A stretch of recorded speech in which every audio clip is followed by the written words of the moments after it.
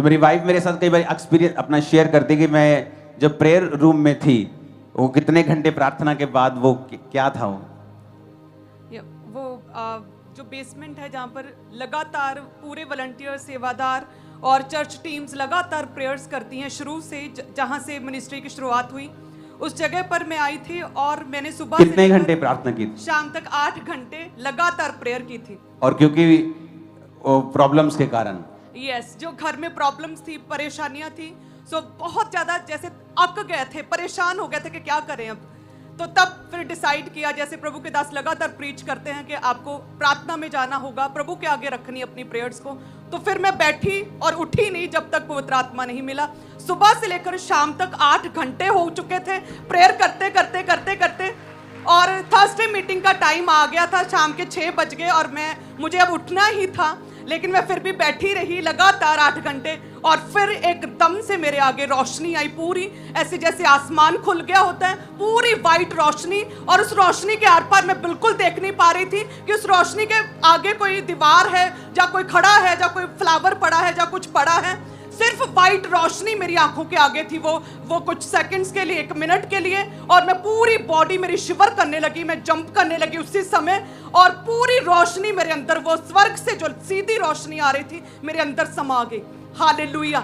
ये एक heavenly experience हुआ मेरे साथ, और सच में मैंने ये कभी सोचा नहीं था कि ऐसा कभी मेरे साथ होगा। जस्ट मैंने फॉलो किया प्रभु के दास के वर्ड्स। और ये एक, जैसे हर एक बंदा शुरू से संपूर्ण विश्वासी नहीं होता। ऐसा नहीं होता कि हम आसमान से चुन के यहां धरती पे आए हैं। मेरे स्ट्रगल रहे हैं 2004 में कि यार यीशु मसीह अकेला परमेश्वर कैसे हो सकता है। तो पास्टर से क्वेश्चन करने चले जाना कि ये अकेला परमेश्वर कैसे, वो भी तो परमेश्वर है, वो भी तो परमेश्वर है।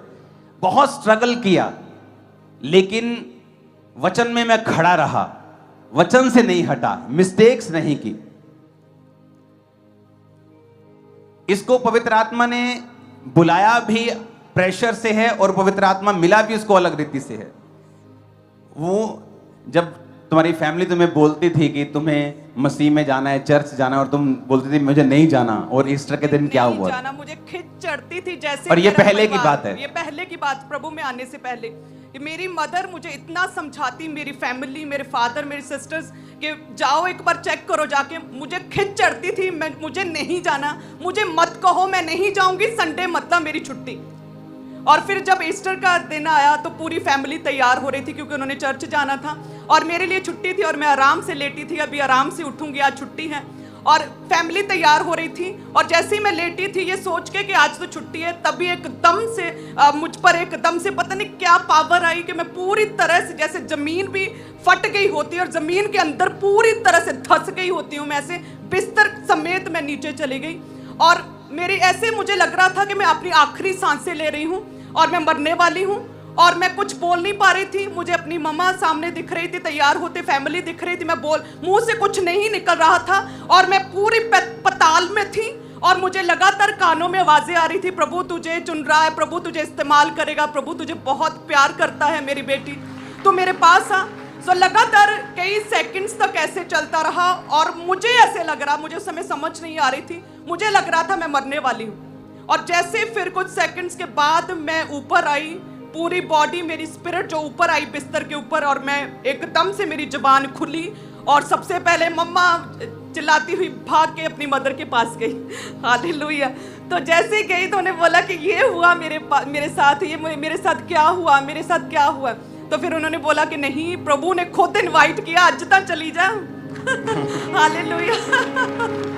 तो वो फर्स्ट डे, वो पहला दिन था, ईस्टर का पहला दिन था, जब परमेश्वर ने खुद इसकी गिच्ची मरोड़ के लेके गया।